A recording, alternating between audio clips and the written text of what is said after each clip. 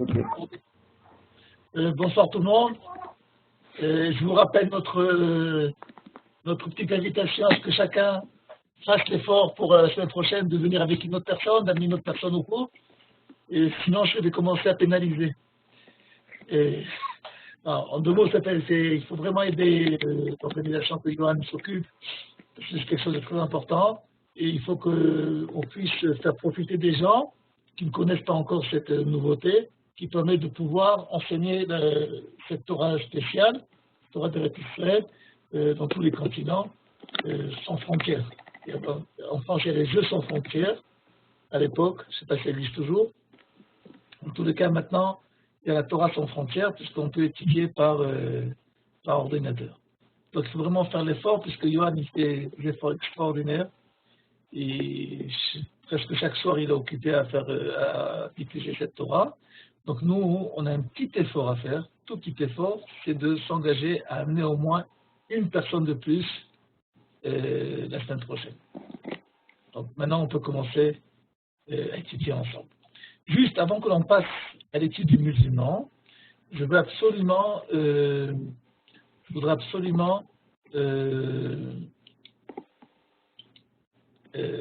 clôturer ou rajouter quelque chose qui a un rapport avec notre chrétien. Je me rends compte, Johan, si tu m'entends, j'ai l'impression que le Kuzari numéro 3, c'est le philosophe, c'est pas le chrétien. J'arrive pas à voir le chrétien. Est-ce que tu m'entends? Ah, le voilà. C'est bon, je l'ai vu. C'est bon. Ce qui est important, c'est d'essayer de comprendre, de bien comprendre au niveau de la chrétienté, c'est que le conflit que nous avons avec la chrétienté est un conflit d'existence. Ce qui veut dire que, une fois, ils ont interviewé à la radio en Israël celui qui a été l'ambassadeur d'Israël au Vatican. Donc, d'abord, on a posé la question combien il y avait de citoyens au Vatican. Et l'ambassadeur a dit tout simplement qu'il y avait à peu près entre 800 à 1000 citoyens dans le pays, dans l'État du Vatican. Et au cours à mesure de l'émission en question, le journaliste a posé la question à cet ambassadeur qui revenait d'Italie, donc revenait de Rome, il a fini ses fonctions. Qu'en est-il avec le fameux conflit où la chrétienté prétend qu'elle est le nouveau Israël? Est-ce que ça existe toujours ou est-ce que c'est une légende? Et notre ambassadeur raconte l'anecdote suivante, que tous les dimanches matins, lorsque le pape commence son discours, si nous on dit Hachem Imachem, chez lui, le pape commence son discours en s'adressant aux fidèles chrétiens en disant bonne journée, bonjour, bon dimanche au nouveau Israël. Ce qu'il faut comprendre, c'est que la chrétienté a toujours prétendu, jusqu'à maintenant, d'être à la place d'Israël. Quand je dis la chrétienté, c'est sur toutes ces différences. Pas forcément les catholiques, aussi bien les protestants que les orthodoxes et ainsi de suite. Par exemple, vous avez les évangélistes aux États-Unis qui sont 50 millions et qui ont une théorie qui dit, vous savez que les évangélistes donnent beaucoup d'argent, essaient de donner beaucoup d'argent à différentes œuvres en Israël. A priori, c'est quelque chose qui contredit leur idéologie. Oh, et non, ce n'est pas le cas, puisque ils prétendent qu'il y a un nouveau programme divin, qui est que les voies célestes sont impénétrables, et donc eux, ils les ont pénétrées, et ils les expliquent, dans le sens que la providence a fait que tous les Juifs vont se réunir en Eretz Israël, et nous aurons la possibilité d'organiser une conversion au christianisme en gros. Si jusqu'à maintenant, nous avions bien sûr la prétention et l'intention de vouloir christianiser tous les juifs, et vu qu'ils sont dispersés, ça nous aurait causé un labeur terrible. Qu'a fait la providence divine pour aider le monde chrétien? Il les a réunis tous en Eretz Israël, en Terre Sainte, de façon que nous puissions les convertir en gros. Et donc c'est la raison pour laquelle que les évangiles, ils essayent, ils participent au retour d'Israël de façon active, par des moyens pécuniaires et des aides économiques. Et ils sont tout simplement 50 millions aux États-Unis. Chacun donne pour la cause $1 par an. 50 millions fois $1, cotisation annuelle pour essayer de convertir les Juifs au christianisme, les Juifs qui habitent en Eretz Israël. Nous avons un budget annuel de cette secte de $50 millions pour toute activité chrétienne en Eretz Israël. Tout ça pourquoi? Parce qu'encore une fois, la chrétienté prétend qu'il est le nouveau Israël, et on pourrait rester pendant 2, 3, 4 cours pour expliquer quel est le véritable conflit, quelles sont les racines du conflit entre Israël et la chrétienté. Les racines de la chrétienté, non seulement elle ne commence pas uniquement chez Yaakov et Esav, mais même chez Caïn et Hevel. Bon, on n'a pas tellement le temps d'étudier ça pour ce soir, mais qu'il faut comprendre que le conflit, c'est de savoir qui est l'ambassadeur, qui est le représentant du message divin sur terre. Le judaïsme prétend qu'il y a une nation, en tant que collectivité, qui a le rôle et la mission et le mérite et le devoir et la responsabilité de diffuser le message divin. Mais pas, et donc automatiquement, puisque cette élection a été faite au niveau du collectif, chaque individu qui fait partie du Ham Israël a la possibilité de pouvoir adhérer, de pouvoir choisir ce qu'on appelle le libre arbitre, est-ce qu'il va réaliser ce rôle en question. Tandis que la chrétienté est venue annuler la notion et la définition de collectivité qui a le but de diffuser le message divin. On ne parle plus d'un royaume divin, mais on parle d'une association, ce qui veut dire qu'il y a des adhérents qui vont adhérer à une association qui a comme but de diffuser le message divin. Et donc, on ne parle plus d'appartenance ethnique, on ne parle plus d'appartenance collective nationale, mais tout simplement à un choix personnel à la cause divine. Et donc, on a affaire à une notion comme disait Manitou, on a affaire à une notion d'église. L'Am Israël n'est pas un Beth Knesset. La notion de synagogue, c'est une notion de la galoute. Mais au sein du Ham Israël, on n'a pas besoin d'un centre, d'un Beth Knesset qui nous permet de pouvoir réunir les fidèles. Au contraire, on a besoin d'une nation, d'un pays, avec un pouvoir politique, une centralité politique qui permet, avec des programmes qui vont faire comment on progresse dans la diffusion du programme divin. Tandis que l'idée, chez la chrétienté, l'idée de la diffusion de l'idée du message divin, du vecteur divin, chez la chrétienté ne dépend pas d'une nation. Ce n'est pas une création collective, mais universelle. C'est-à-dire que chacun a le droit, et même le devoir, par son libre arbitre, adhérer à cette cause. Et quand je dis qu'on n'a pas tellement de temps, mais c'est aussi le programme de Korach, Kol Haïda Kulam Kedoshim, qu'on ne comprend pas. Korach a voulu exprimer essayer de mener un combat qui dit qu'il n'y a pas de différence au niveau des identités. Koulam Kedoshim, tout le monde est la même chose. Même au sein du Ham Israël, alors qu'au sein du Ham Israël, on sait très bien qu'il y a une différence au niveau de l'intensité divine entre les Kohanim, entre les Lévi'im, entre Israël, et après il y a Bnei Noach, et ainsi de suite. La chrétienté a voulu tout simplement baisser toutes ces définitions, les annuler, et c'est aussi une des raisons que la chrétienté, et qu'on va pouvoir expliquer aussi le silence de la chrétienté pendant la Shoah, parce que, comme on l'a vu dans l'explication de Kuzari, ça répond à un des arguments théologiques de la chrétienté, de dire comment se fait-il que ce peuple souffre autant pendant sa galoute, tout simplement parce qu'il n'a pas accepté le changement de programme du passage de la collectivité à l'individu. La preuve, c'est qu'au niveau du collectif, ils ont tout le temps souffert. Dernière preuve historique, la Shoah.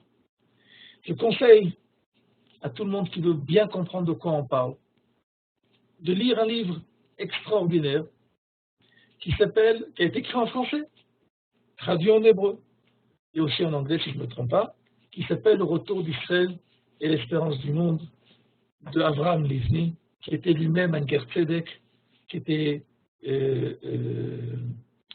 en préparation de devenir curé, moine, et lors de son passage en Eretz Israël, de son stage dans ses études pour devenir curé en Eretz Israël, il s'est rendu compte de beaucoup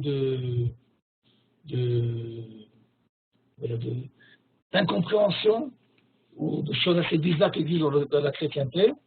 Il a approfondi, il s'est converti, et il est rentré étudier à la Yeshiva pendant plusieurs années, et il a écrit un livre qui s'appelle Retour d'Israël, aux éditions Rocher. Et au milieu de ce livre, il a pas mal de pages, plusieurs dizaines de pages, où il explique les racines de l'antisémitisme chez les chrétiens, chez la chrétienté.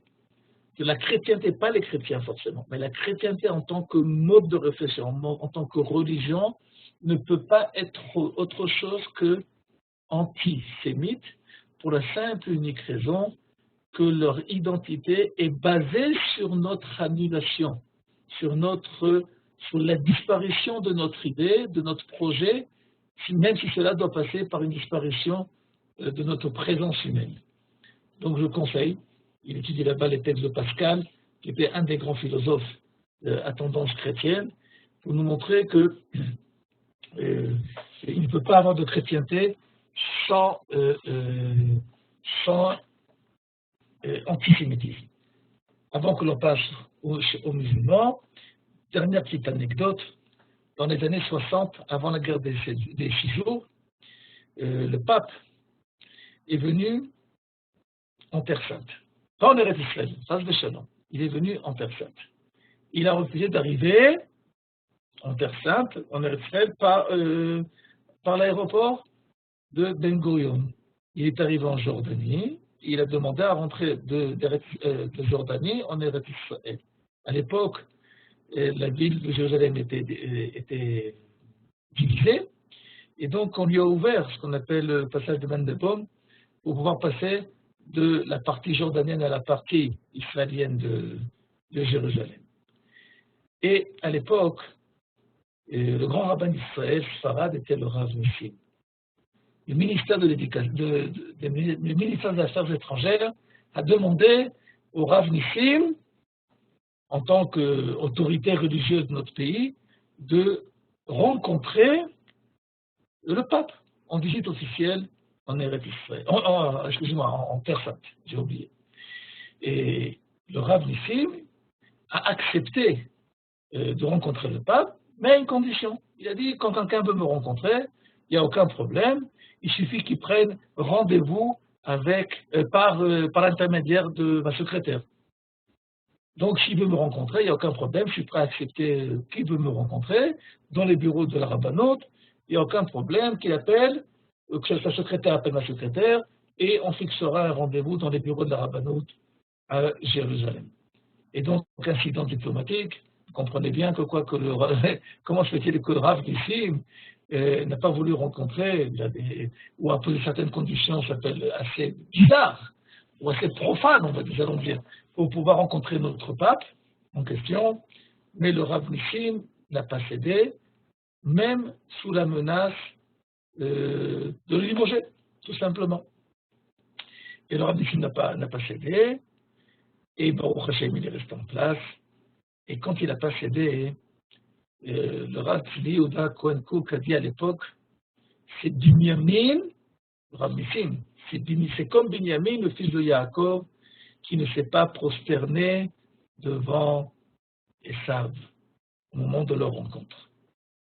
Le Rav Nissim a refusé à ce que, puisqu'il se sentait ambassadeur de la nation juive, a refusé à ce qu'il y ait un rapprochement entre la chrétienté et le judaïsme par une sorte de prosternation, une sorte de « c'est moi qui viens à toi ».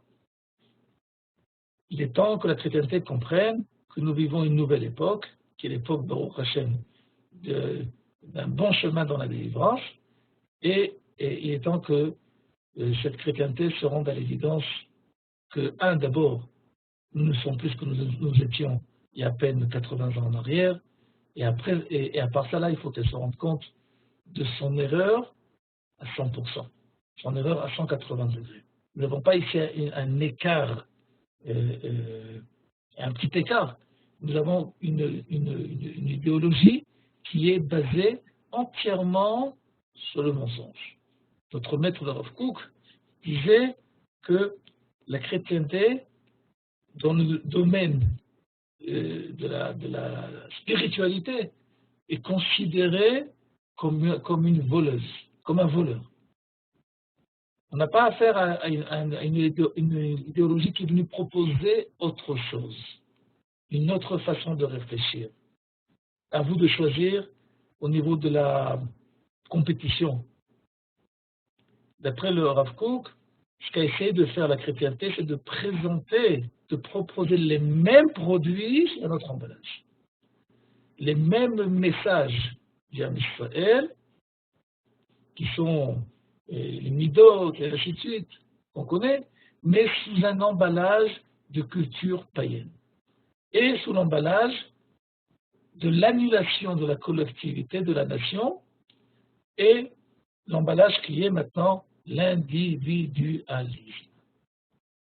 Bon, comme je vous dis, on pourrait rester encore très très longtemps à parler de cela, mais je propose, si vous voulez bien, que nous passions à notre musulman, à moins qu'il y ait une question. Grave. Vous m'entendez? Ouais. Je vous entends, j'entends.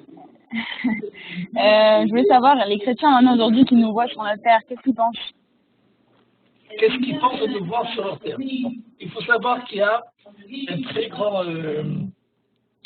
il existe un malaise, parce que quand pendant 2000 ans, j'ai vendu un produit ou un programme qui dit qu'il n'y a plus d'Israël, et la preuve à l'appui, c'est que cette terre n'appartient plus à Israël, puisqu'il y a d'autres nations dessus qui y vivent. Et qu'au bout de 2000 ans, je me rends compte que le produit, c'est pas le bon, que non seulement cette terre se libère de tout joug étranger, et qu'à part ça, elle retrouve ses enfants, il y a une crise idéologique, religieuse sérieuse dans le monde de la chrétienté.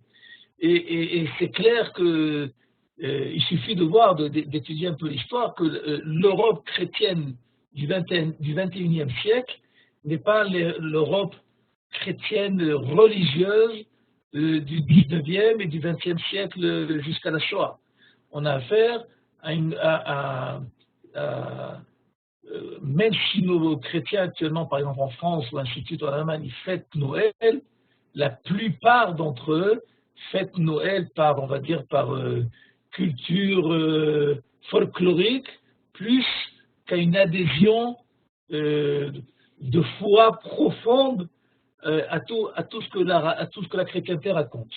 Donc, Baruch Hashem, la chrétienté est en train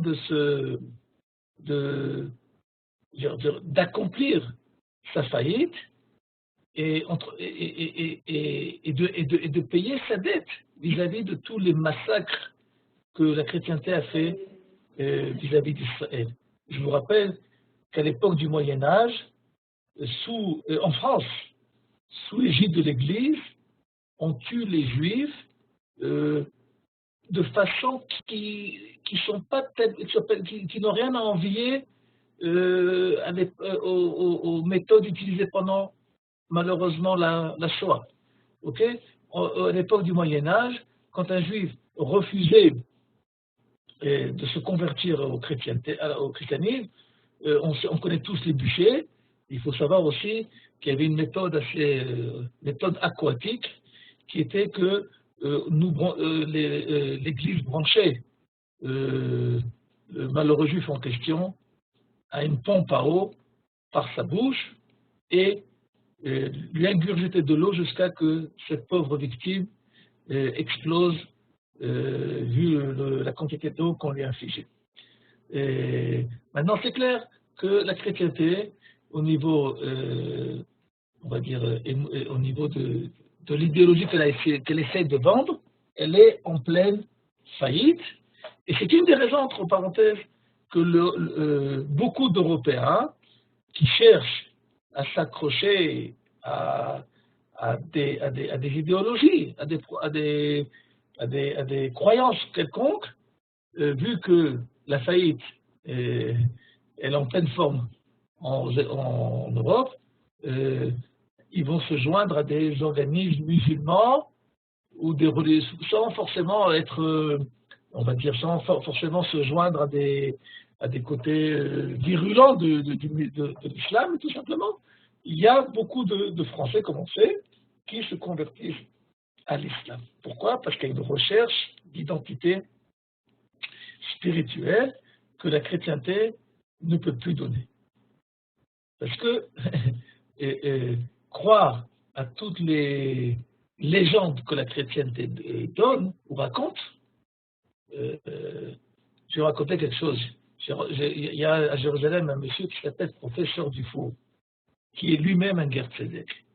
Une fois, il m'a raconté que souvent, on l'invite, et vous savez qu'en Jérusalem, il y a les pèlerins chrétiens qui viennent faire la route, qui viennent pèleriner et faire la route de Jésus à Jérusalem, et souvent on l'invite pour essayer pour qu'il explique comment un chrétien comme lui a laissé tout tomber, et non seulement il a été tout droit, il est devenu laïque, mais il aurait pu s'arrêter là. Non, il a décidé de devenir juif.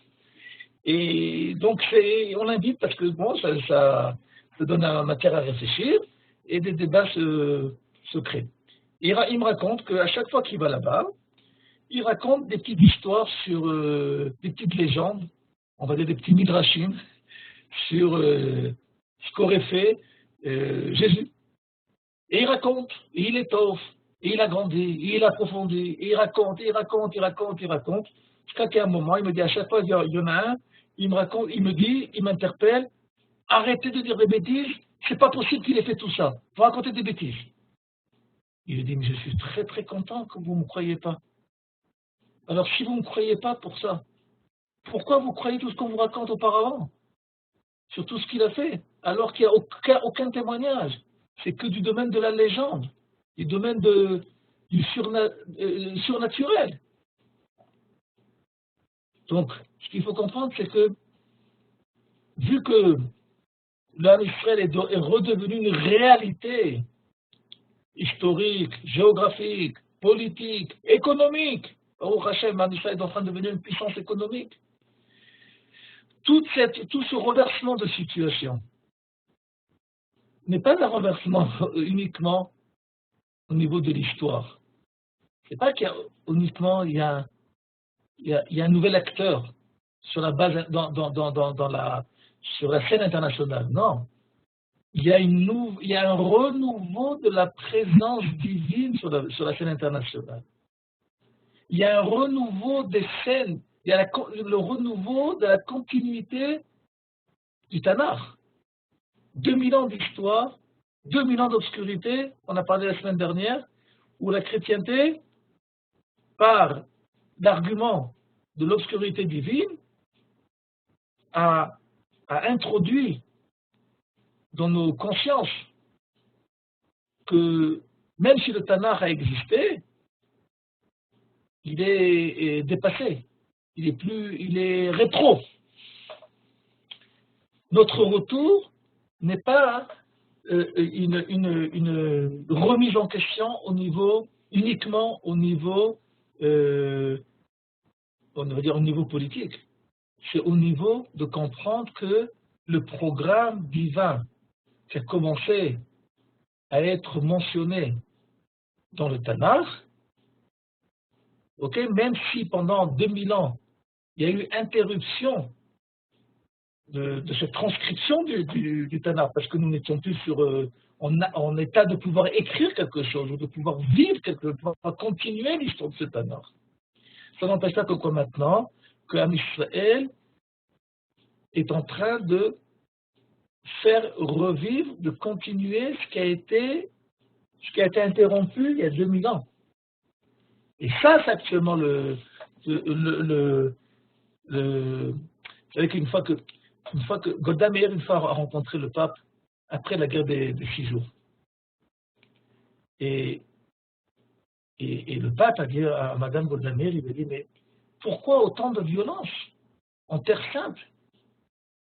Et Madame Golda Meir, elle lui dit, mais Jérusalem, monsieur le pape, c'est à nous.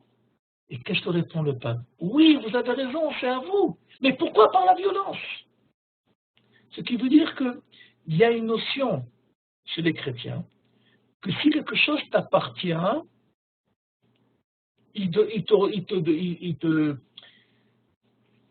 cette chose te revient si tu as le mérite de le recevoir.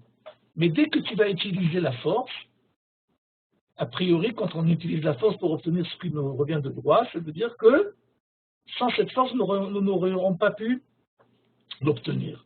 Et là, il y a une véritable divergence avec le judaïsme. Parce que le judaïsme prétend que tout ce qui se passe dans le monde, tout ce qui est donné par Dieu en matière première doit être transformé. C'est la raison pour laquelle que sur le pain, on ne va pas dire Amoti chita mina haaretz, qui fait sortir le blé de la terre. On va dire Amoti lechem mina haaretz. Et pourtant, c'est l'homme qui a fait le pain, c'est pas le bon Dieu. Oui, mais le bon Dieu, il a fait le blé pour qu'on mange du pain. Donc la finalité de la volonté divine, c'est quoi? C'est de transformer. Et chaque transformation, c'est une mise en forme, une nouvelle mise en forme de la matière première. Donc ça demande on va dire une soumission de la matière première à l'homme. Et donc le judaïsme, même s'il y a une notion il y a une matière première qui s'appelle Jérusalem, elle doit être mise en marche, elle doit être utilisée, elle doit être on va dire façonnée. C'est ce qu'on appelle conquérir cette terre-là. Et donc, c'est ce que la chrétienté ne peut pas admettre. Ne peut pas admettre qu'il y a une notion de comment se fait-il que le peuple qui a émis les idées de bonté, c'est le même peuple qui peut utiliser l'art de la guerre qui est loin d'être une bonté. Mais au contraire, dans le judaïsme, une guerre qui ne provient pas d'un sentiment de bonté, d'une autodéfense, aussi bien sur moi-même que sur les autres parties du Am Israël, parfois la bonté, elle passe automatiquement par un acte de bravoure. Et donc, au contraire de la chrétienté, où on devra tendre la deuxième joue. Non. Au contraire, le judaïsme s'oppose à l'euthanasie religieuse. Donc, il faut comprendre qu'ici, il existe une divergence très très sérieuse, on va dire 180 degrés entre le judaïsme et la chrétienté. Et donc, ce qui se passe actuellement, notre histoire et la progression de notre histoire est tout simplement la progression de leur faillite. Comme Rashi l'apporte dans la paracha de Toldot, qui dit que l'homme nivne tatsur Ela Michorbana Shel Yerushalayim. Que la ville de Tsour, si vous voulez, qui est à l'époque la capitale de Édom, de Rome, même que la ville de Tsour ne s'est construite que par la destruction de Jérusalem. Et au contraire, l'Onivta Yerushalayim, Ela Michorbana Shel Tsour. Le contraire existe aussi. Et donc, il ne peut pas avoir égalité entre le christianisme et le judaïsme. Dès que c'est quelque chose il y a une corrélation entre les deux, dès que l'un monte, l'autre descend. Passif, actif. Ok. D'autres questions ou on peut continuer? Bon, alors si vous avez tous compris, c'est extraordinaire, on continue. Ok. On arrive maintenant chez les musulmans. Ok. Les débuts du musulman, des fondements de l'islam, sont plus ou moins identiques à ce que nous avons étudié chez le chrétien. On parle d'un Dieu créateur de l'univers. On parle d'un Dieu non seulement qui est créateur, mais qui a un jugement sur tout ce qui se passe. Et donc le monde n'est pas lié à un mécanisme sans fin qui ne dépend pas donc de la nature, qui ne dépend pas de la conduite morale de l'homme. Ok, jusqu'à maintenant, c'est plus ou moins identique, comme nous l'avons vu chez le chrétien. Hein.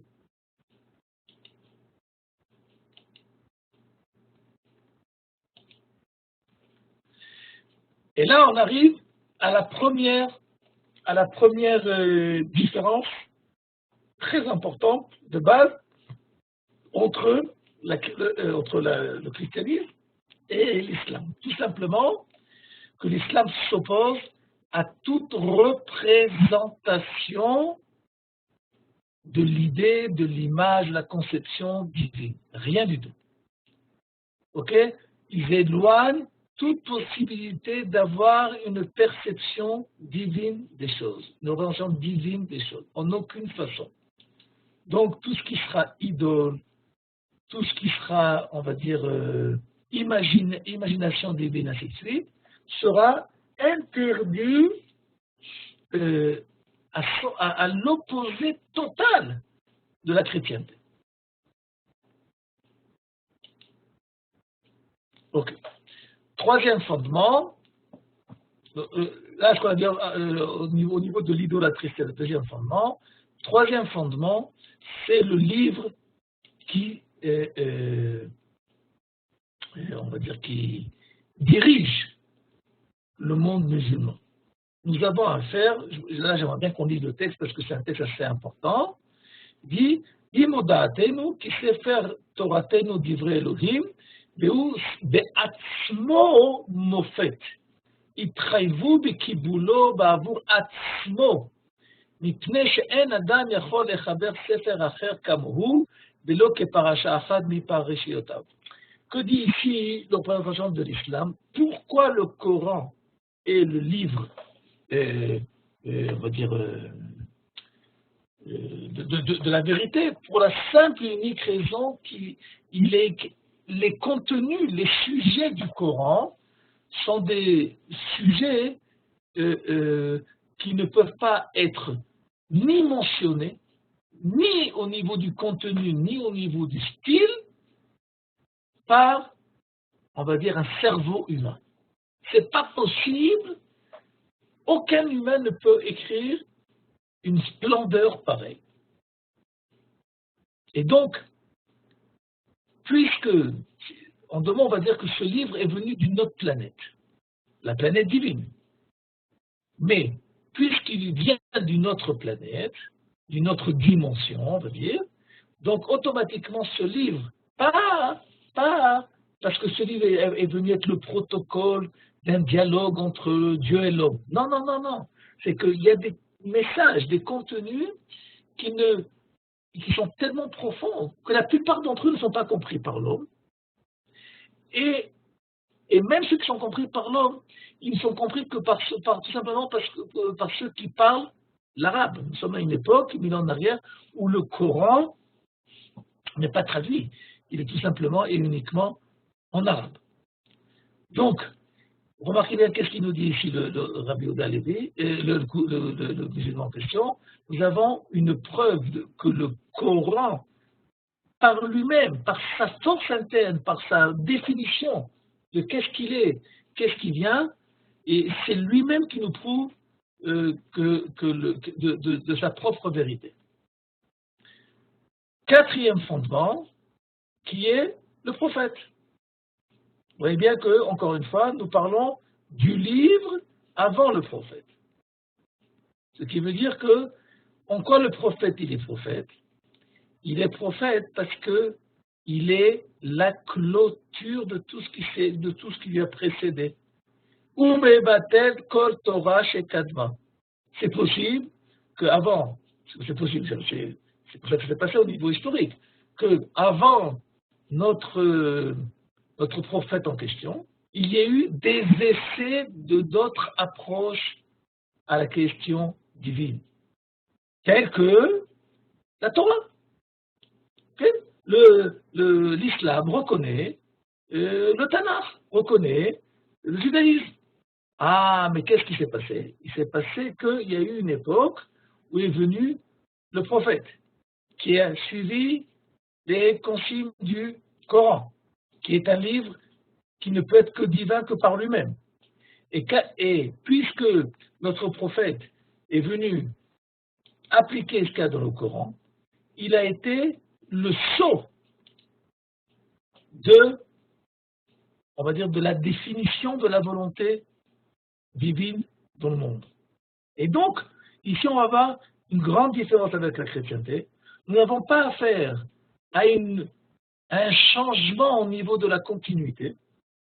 Si les chrétiens disaient que la chrétienté est venue continuer ce que l'âme Israël a commencé, simplement à une dimension différente, que nous passons du collectif à l'individu, l'islam est venu, par son sceau, est venu valider est-ce que les essais, est-ce que les brouillons d'approche divine qui ont été mis en marche jusqu'à maintenant, essayés jusqu'à maintenant, est-ce qu'ils vont rester brouillons sans aucune valeur, ou est-ce qu'ils vont avoir la note d'œuvre divine?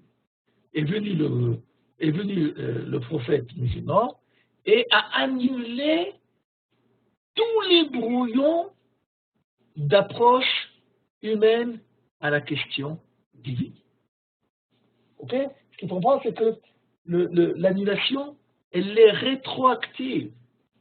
Ce qui veut dire que d'après la chrétienté, d'après l'islam, excusez-moi, jusqu'au moment où l'islam apparaît, le monde vit dans un brouillon brouillard. Et par le sceau de l'islam, ok, il y a à peine 1400 ans en arrière, il y a eu aussi ici une certification de qu'est-ce que vraiment le bon Dieu, ce Dieu veut de nous. Alors, on n'en veut pas aux générations précédentes qui, pendant 3000 et quelques années, se sont baladées dans le brouillard de la Emouna. Mais, à quoi ressemble la chose, pour mieux comprendre de quoi on parle? C'est comme si, imaginez-vous que, avant qu'on sache que la Terre était ronde, alors il y avait différentes approches, ou différents avis. Il y en a qui pensaient comme ça, il pensait comme ça, que la Terre plate, il y en a qui pensaient qu'elle était portée par des éléphants, il y en a qui... Bon, on connaît toutes les légendes. Est venu Galileo et ainsi de suite, et ils nous ont prouvé que la Terre était ronde. Et maintenant, à l'époque des satellites, on sait tous que la Terre est ronde, et ainsi de suite. Maintenant, ce qu'il veut dire, c'est que tout simplement, tout ce qui s'est passé auparavant, même si on reconnaît l'effort scientifique qui a été investi, ça n'empêche pas que quoi? que le fait que la science a fixé qu'est-ce qui est vraiment, a certifié quelle est la véritable position scientifique, ça annule rétroactivement toutes les notions scientifiques qu'il y a eu jusqu'à maintenant. C'est pas que à partir de maintenant, la science s'est mise d'accord d'une nouvelle dimension, d'une nouvelle échelle. Non, c'est venu déraciner. C'est venu prouver que tout ce qu'on pensait jusqu'à maintenant, c'est faux. C'est ce qui dit, le musulman. Que quoi? Que jusqu'à maintenant, il y avait des essais d'approche humaine, des essais humains quant à l'approche humaine à la question divine, et chacun essayait à droite, à gauche, ainsi de suite. Est venu le prophète Mohammed, si vous voulez, c'est le Galiléo de la religion, et il a certifié qu'est-ce que oui, qu'est-ce que non, et automatiquement, puisqu'il a certifié qu'est-ce que non, il a automatiquement déraciné, donné la valeur, la véritable valeur rétroactivement à tout ce qu'il y avait auparavant. Que c'est faux. Et comment ils expliquent que le Coran il est basé sur la Torah, enfin qu'il y a la même histoire à peu près? On va y arriver dans un petit moment. Ok, merci. Donc, parce qu'à la fin, ils n'ont pas. Koré kola umot et Torah tishmel. Et donc, automatiquement, puisque quelqu'un qui détient la vérité, il veut en faire partager, il veut la faire partager avec le maximum de gens. Ok? Même si cette volonté, elle passera par une certaine violence. Ok? C'est les guerres de religion qui ont tout le temps été menées par l'islam et que, actuellement parlant, nous en sommes assez tous témoins, on va dire, dans la plupart des contrées du monde. Il suffit de voir ce qui se passe dans les pays voisins, sans forcément arriver à voir ce qui se passe aux flashs d'information en Europe. Ok. Et quelle est la récompense des croyants? C'est tout simplement le fameux harem en question. J'ai mis une photo adéquate. Ok. Où on va dire que le Gan Eden, le fameux paradis que l'islam parle, mentionne, elle parle d'un paradis corporel, okay, où le croyant a le droit d'avoir le mérite de recevoir 70 femmes. Bon, ok. Donc, vous avez vu les 7 fondements. Vu que nous n'avons pas le temps, et que la semaine prochaine nous voulons commencer le juif, nous n'allons pas faire l'exercice de savoir qu'est-ce que vous aurez répondu. Mais voilà la réponse de notre Kuzari. Mi sherotzim le yasher oto bidvar Elohim. Ou le varer. Comment? J'ai une question. Les femmes, elles reçoivent quoi chez eux? Des coups. J'avais la même question. Bon, ok. Et donc là, les femmes, ils ont le temps de voir pour eux. מי שרוצה ליישר אותו בדבר אלוהים ולברר אצלו כי האלוהים מדבר עם בשר ודם, והוא מרחיק זה. Maintenant vient notre Kuzari, il dit la chose suivante. Et tu sais quoi? Je vais te poser des questions, on va dire, honnêtes, objectives et franches. C'est possible que ce que tu me racontes, je suis prêt à l'acheter, mais il faut qu'encore une fois, comme on dit en français, que ça colle. Quel est le problème? Que si un jour on vient me dire que Dieu a parlé avec l'homme, quelqu'un vient me taper à la porte et me fait, tu sais quoi? Hier, j'ai eu une rencontre avec le bon Dieu.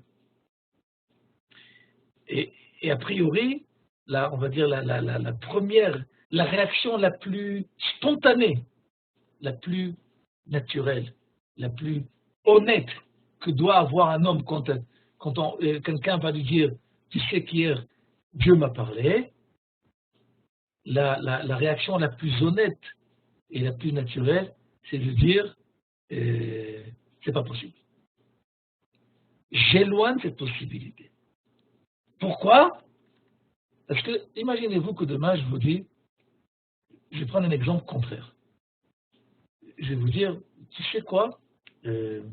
Eh bien, sache que hier, je suis allé au zoo, et l'éléphant du zoo a eu avec moi une discussion philosophique d'un haut degré.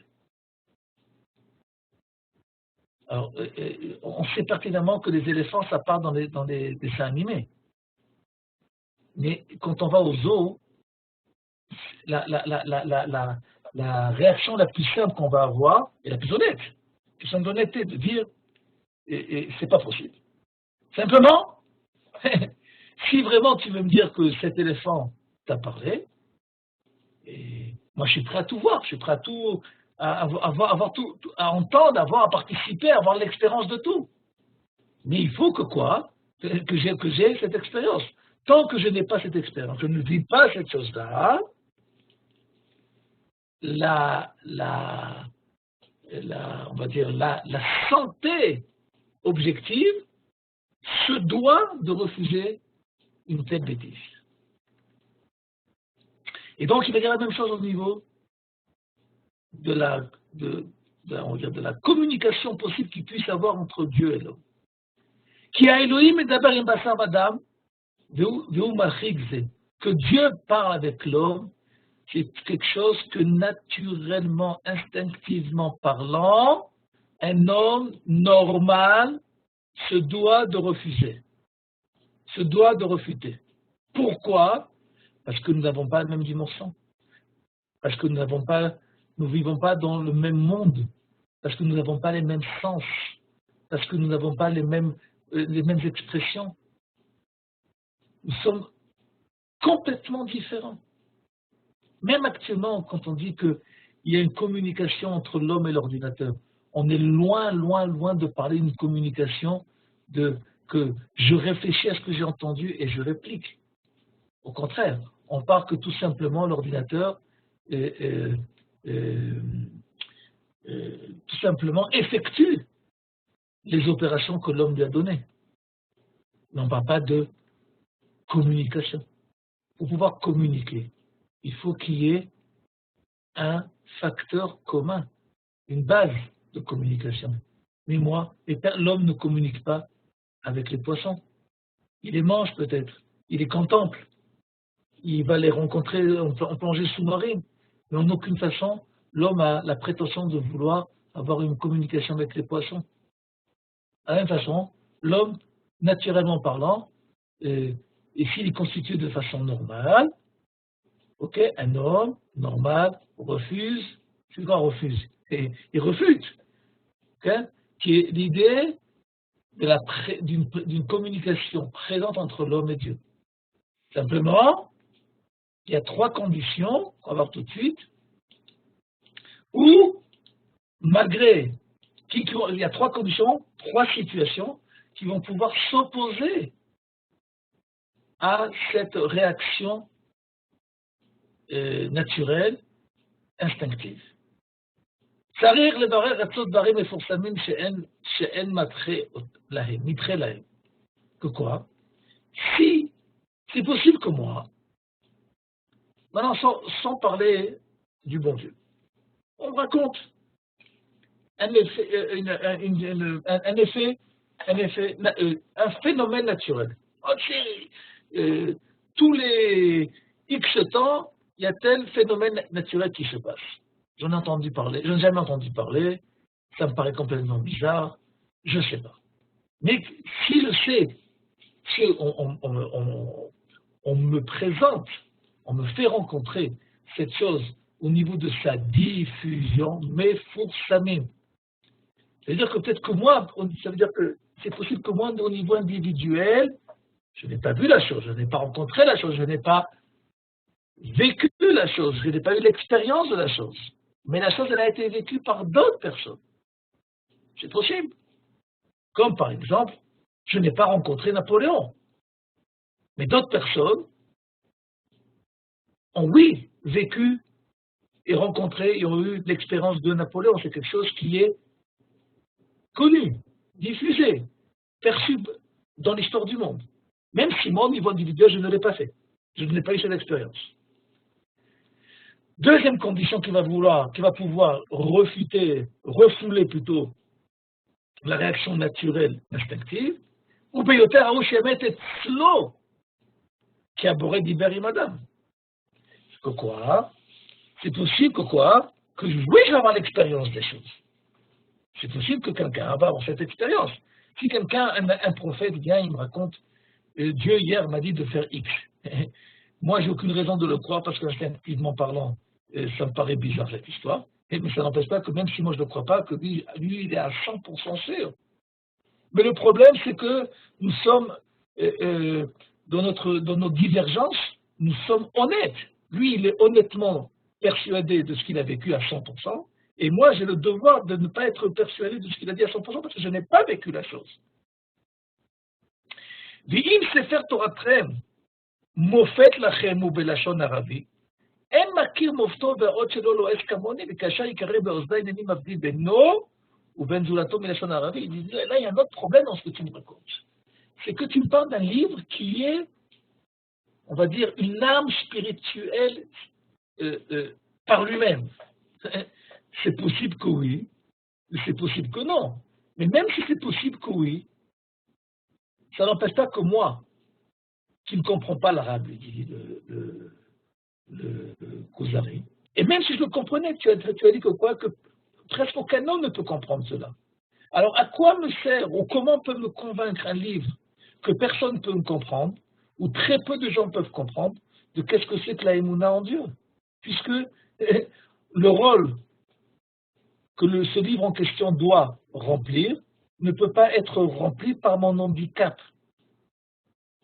Même si 2 plus 2 égale 4, okay, si la personne qui est en face de moi ne peut pas comprendre que 2 plus 2 égale 4, c'est vrai que 2 plus 2 égale 4, mais pour lui, il ne sera pas jamais persuadé que 2 plus 2 égale 4, puisqu'il est dans l'incapacité, il est dans l'handicap de comprendre la chose. Et donc, quand il ira à la macolette, il ira au supermarché, cette personne, et qu'il devra payer 2 bonbons plus 2 bonbons, il n'arrivera pas à payer 4 bonbons. Et on ne pourra pas l'accuser de malhonnêteté, puisqu'il ne comprend pas de quoi on parle. Donc, qu'est-ce qu'il lui dit ici, notre Kuzari? Il lui dit, mais c'est possible que ton livre, c'est quelque chose d'extraordinaire. Mais s'il est tellement extraordinaire au point de ne pas être d'être incompris, comme tu l'as dit, aussi bien par son contenu que par sa langue. Donc, en fin de compte, j'ai aucun moyen, moi, homme aussi profane que je suis, de pouvoir arriver on va dire, au côté magnifique de cet émouvement.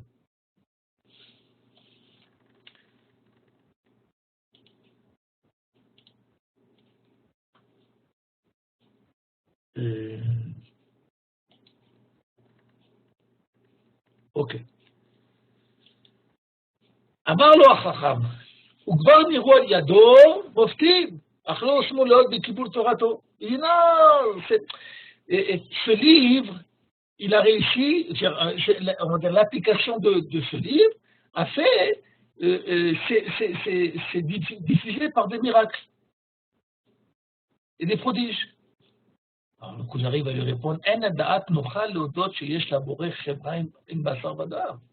on en revient encore à la première question de dire que tant que je ne vois pas les choses, tant que je n'ai pas l'expérience des choses, la réaction normale d'un homme est de refuser qu'il y ait un lien, un contact entre l'homme et Dieu. Et tu me parles de prodiges que peut-être que oui, peut-être que non. Mais tout en étant honnête que peut-être que oui, peut-être que non, on ne peut pas baser une émouna sur un peut-être que oui, peut-être que non. Alors si celui qui dit peut-être que oui, il sera ma'amine. Celui qui peut-être que non, il ne sera pas ma'amine. Et au nom de peut-être que oui, peut-être que non, on se fait la guerre. Qui במופת שמהפך כבוד טבע הדברים, כדי שיוודע כי זה לא יוכל עליו, אלא מי שברא דברים מאין. אוקיי. ושיהיה העניין ההוא לפני המונים, deuxième condition pour refuter, on va dire ce qui n'est pas connu à l'homme, il faut que cette diffusion ne soit pas individuelle. C'est pas, si un prophète vient et me dit, j'ai vu le bon Dieu, j'ai parlé avec le bon Dieu, il m'a dit X, c'est bon pour lui comme on a dit, mais pour moi, tant que ça ne devient pas collectif. Il faut que l'expérience, elle soit la même pour tout le monde. Quelque chose comme qui a écrit à propos de Kirat Yamsouf. Ra'ata Shifra Alayam, Ma Shelora Yecheskel Ben Gouzi. Yecheskel, le prophète Yecheskel. Ken Maaseh Berkama. La puissance on va dire de l'œuvre divine après Briata Olam. C'est ce qu'il a vécu, c'est ce qu'il a perçu Yecheskel. Et ce qu'il a vu Yecheskel, c'est pas ce qu'elle a vu la simple servante de Kirat Yamsouf. On reviendra bien sûr sur tout ça quand on étudiera le Kuzari. Mais quant à notre sujet de ce soir, c'est que qu'est-ce que cette phrase, qu'est-ce que Chazal ont voulu nous enseigner par cela, c'est que on va dire la dimension de Kirat Yamsouf, c'est pas uniquement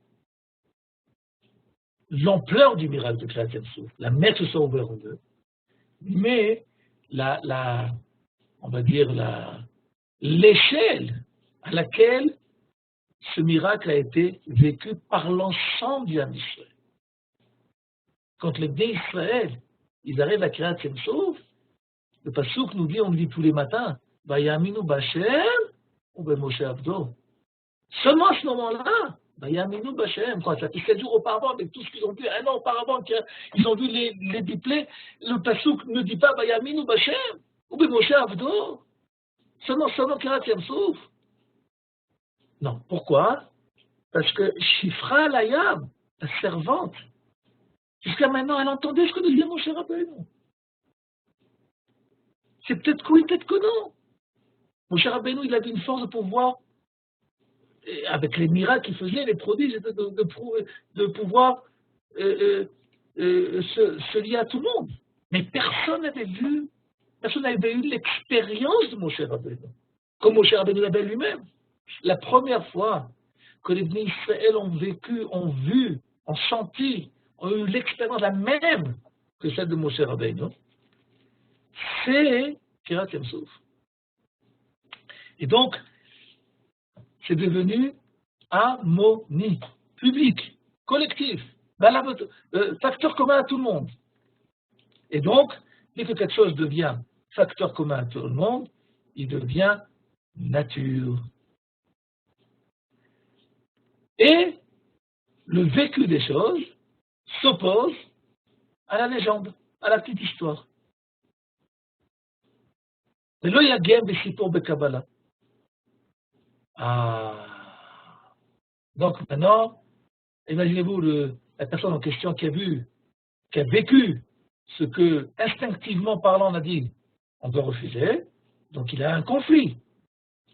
C'est pas possible, mais j'ai vécu la chose. On va devoir faire le shalom. On va devoir calmer les esprits et que tout le monde soit d'accord aussi bien entre eux. Et que maintenant, je vais devoir régler à nouveau mes réactions instinctives. Pourquoi? Parce que j'ai vécu quelque chose qui va régler mes instincts. Et chez Arkeru à la davar, ויבחנו בחינה אחר בחינה, עד שיפול בלב אדם ספק כי יש בו צד דמיון וצד כשפים. Un exemple, imaginez-vous qu'il y a 800 ans, 900 ans, 400 ans, 200 ans. On vous dit, on vous raconte une histoire, quelqu'un vient vous voir, vous dit, j'ai vu un oiseau voler dans le ciel, et quand il est descendu dans le pré, eh bien, j'ai vu des gens sortir de cet oiseau. Des gens qui marchent sur 2 pieds avec des sacs. Ils sortent de cet oiseau par le devant et par l'arrière de l'oiseau. Imaginez-vous de cette image, il y a 200, 300 ans en arrière. Mais le type qui raconte une histoire pareille, on l'enferme dans un asile. On dit, mais c'est besoin par un psychiatre. Tu vois trop de films, même si je n'avais pas à l'époque. Et pourquoi? Et ça n'empêche pas que quoi?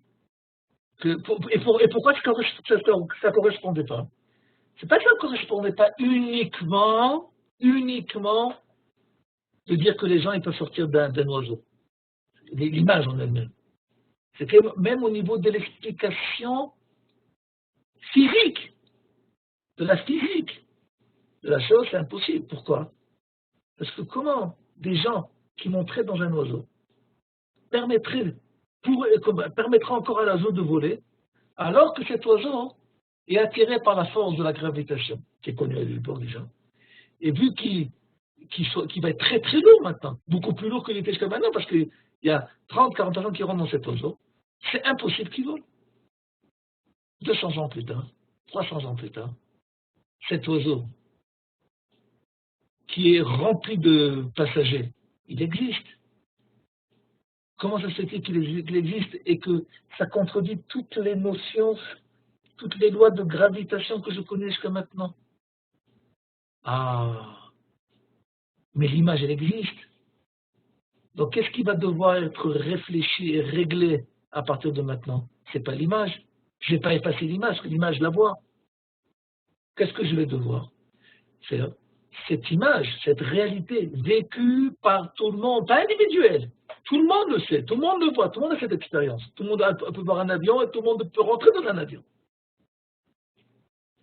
Va m'inviter à étudier, à approfondir quant aux notions physiques et à établir, par la découverte, par l'étude, des nouvelles notions scientifiques, de physique, que jusqu'à maintenant, sans cette expérience, je n'avais pas connaissance.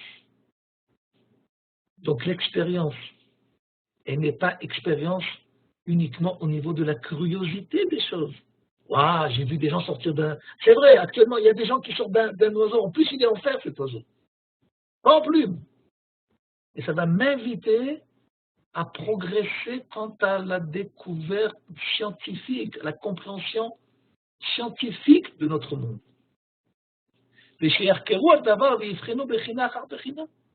Donc, si, je résume, va nous dire le Kuzari, que si maintenant je vois que quoi? Instinctivement parlant, impossible qu'il y ait une relation, une communication entre Dieu et l'homme. Un homme normal, c'est un homme qui refuse, qui réfute l'idée d'une communication entre l'homme et Dieu. Ah, quand est-ce qu'il va devoir l'accepter de facto? Parce qu'il n'a pas de droit, il n'a pas le choix, comme quelqu'un qui voit un avion. Quand cette expérience, elle va être vécue anonyme, publique, à tout le monde. Pas des petites histoires, pas Jules Verne. Et une fois que la chose existe, on la voit, on va l'établir par des études scientifiques pour comprendre le comment et le pourquoi et le combien de la chose. Si c'est le cas, donc si notre bon Dieu, si le Dieu que je cherche dit, notre Kuzari, nous avions l'expérience publique, collective, pas des petites histoires de quelqu'un qui dit qu'il a entendu, qu'il a vu et ainsi de suite. Non, non, non. Public, Rata Shifra Layam.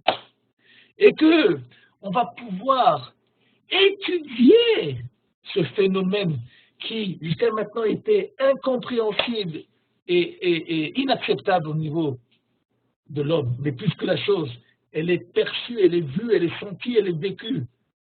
Donc je vais devoir établir des raisonnements, on va dire des raisonnements logiques qui ne seront pas forcément la logique que j'avais jusqu'à maintenant.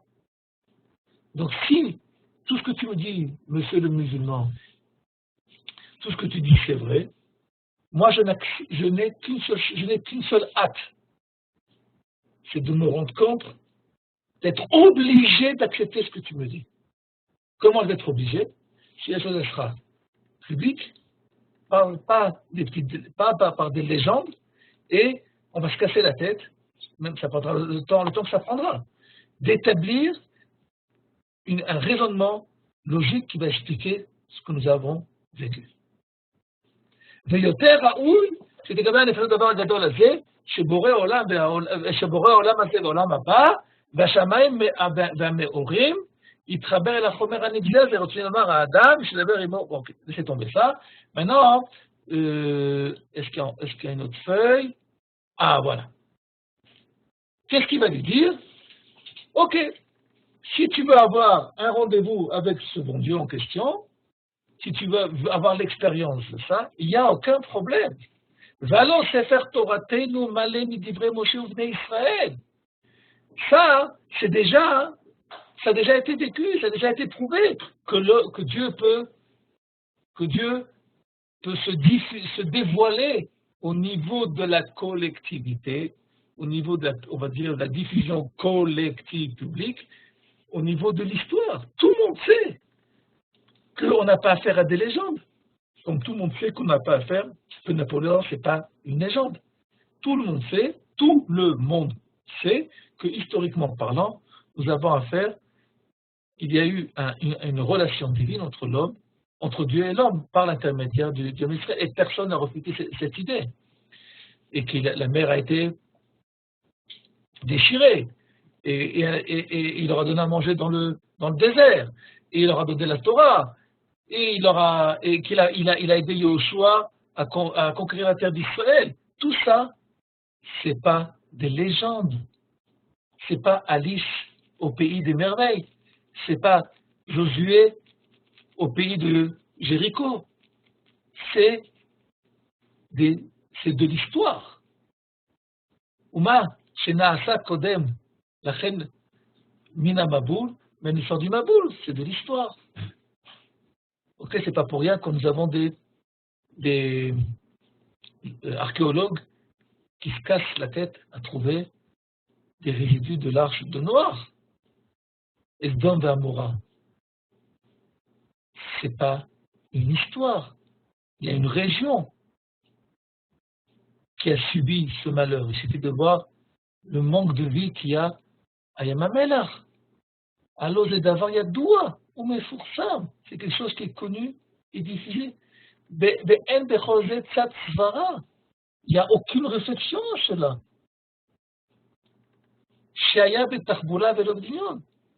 Que tout a été fait de façon réelle. Et donc, pourquoi je vous ai mis un petit décor de Monopoly? Parce que, comme Monopoly, on se retrouve à la case départ. Que quoi? Que lorsqu'il m'a posé la question, Eden, à savoir, qu'est-ce qu'il pense de la Torah, notre musulman en question, et tout simplement, quand il va devoir sauver la situation, on va dire de l'impact, de la diffusion collective au niveau de l'islam, il va devoir faire appel à quoi? À l'histoire d'Israël, où il prétend, il a raison sur ça, que au niveau de l'histoire, les seuls qui ont une histoire, sans raconter des histoires, c'est l'homme d'Israël. Pourquoi? Parce qu'on n'a pas affaire à un grand monsieur qui est venu essayer de créer une multinationale.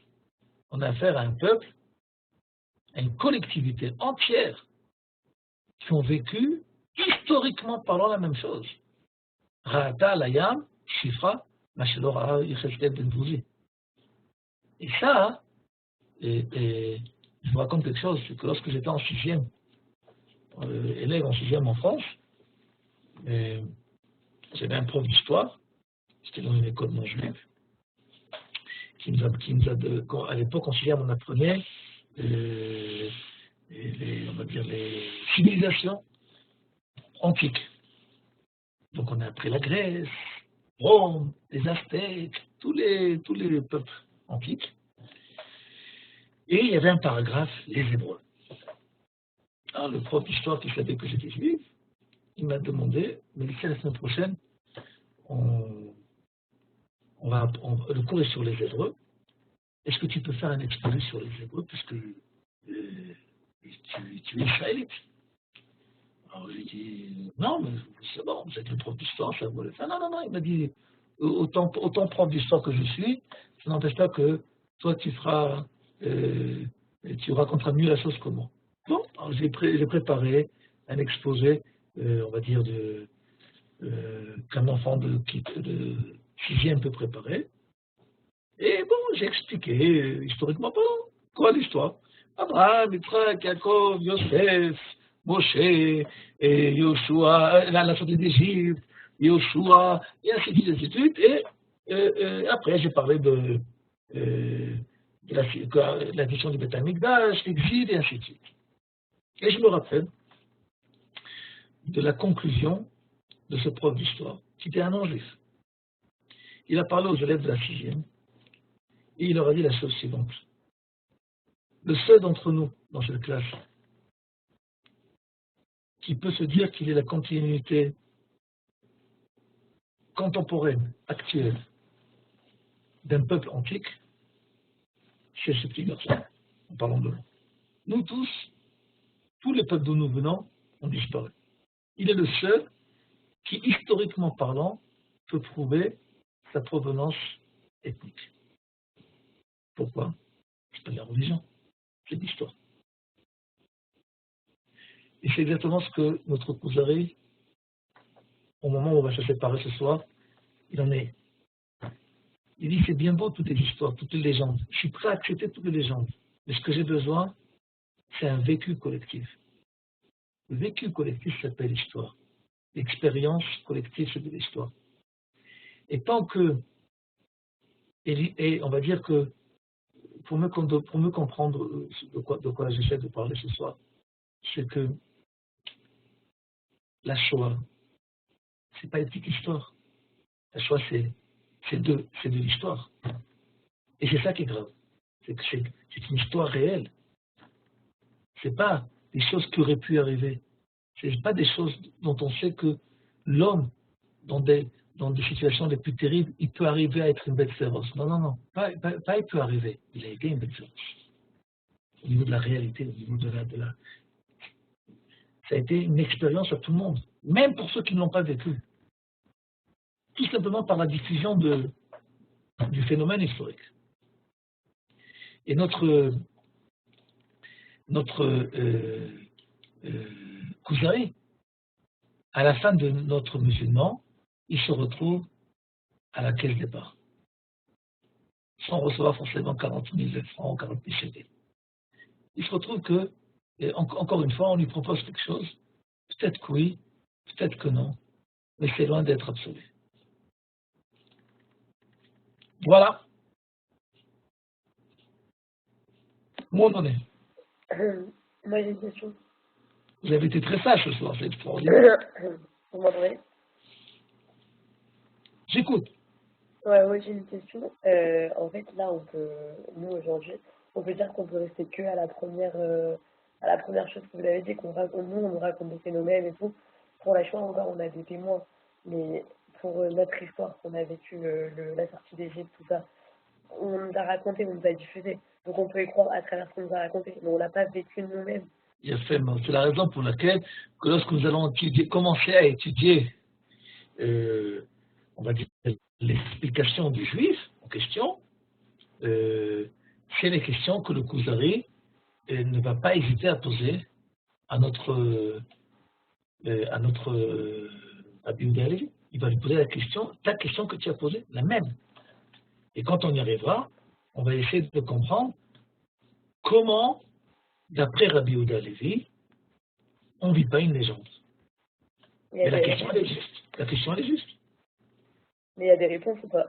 Bien sûr, dans le Kuzari, il y a des réponses. J'espère que Kadosh Baruch Hu nous donnera la possibilité de pouvoir bien expliquer les réponses et de pouvoir bien les comprendre. Donc c'est pas parce qu'il y a 1000 personnes qui ont vécu la même chose qu'on doit y croire. Même s'il y a un grand groupe qui a vécu la chose, c'est pas une raison pour croire. Je comprends pas pourquoi... Les 1000 personnes sont obligées de les comprendre. Les 1000 personnes qui ont vécu la chose n'ont pas le choix que d'y croire. Mais nous, si on nous disait qu'il y a eu 1 million de personnes qui ont vécu une chose, mais que nous on n'a pas vécu, on ne va pas le croire. Je te pose une question. Admettons qu'il n'y a pas un téléphone, je ne sais pas moi, d'une marque précise. Tu n'as pas ce téléphone. Ok? Et que tu sais qu'il y a 2 millions de personnes dans le monde qui utilisent ce téléphone. Est-ce que tu es obligé de l'avoir pour être sûr qu'il marche? Non. Pourquoi? Parce que je vois qu'il marche. Si Bien fait. Un jeu qui marche, quoi. Je ne suis pas obligé d'avoir l'expérience directe, personnelle de la chose pour authentifier l'existence de la chose. Mais là, c'est pas pareil. Ça veut dire que les gens qui vont vivre cette chose vont être, pour moi, c'est comme des envoyés de la chose. Oui, mais ils vivent dans la même époque que nous. Quoi? Voilà, exactement. Là, ils vivent dans la même époque que nous. C'est une autre question. C'est une autre question. D'abord, on a progressé au niveau de la même époque. Et que c'est possible que quelqu'un vit quelque chose que moi je ne peux pas vivre parce que j'ai un problème géographique ou un problème de personnalité pour X choses, ok? Parce que là, on est au niveau, comme vous avez dit tout à l'heure, on peut essayer de comprendre quelque chose qu'on n'a pas vu. Alors qu'il y a des autres choses, vous avez dit, ça peut mettre des années. Même si on le vit, on va mettre des années à essayer de comprendre la logique de cette chose, de cette expérience. Mais tant que je n'aurais pas compris cette chose, tant que je n'aurais pas analysé cette chose, je ne l'aurais pas compris. Comme des écoutes, admettons un truc, un truc qui ça va me prendre 25 ans pour comprendre les choses. Quand je dis que ça va me prendre, c'est pour l'humanité. Vous savez quoi? On va pas parler de théorie. On parle ça fait à peu près 60 ans, 70 ans que l'humanité, que le corps médical cherche l'ultime médicament contre le cancer. Ok? Ça va prendre des années, mais on va y arriver. Tôt ou tard, l'humanité va trouver ce médicament. Ok? Maintenant, tant que nous sommes dans la démarche de découvrir ce médicament, est-ce que ça va annuler, est-ce que ça va entacher à la réalité que quoi? Que la maladie existe, et à part ça, que le médicament, il existe, le remède, il existe déjà. Ça me quoi? Ça me prend 25 ans, ça va me prendre 80 ans de trouver la chose. Le problème que nous avons tous, la plupart d'entre nous, c'est que lorsque nous sommes dans le système du processus, on oublie, ou on veut oublier, ce qu'on vit ou ce qu'on perçoit. C'est ça le problème.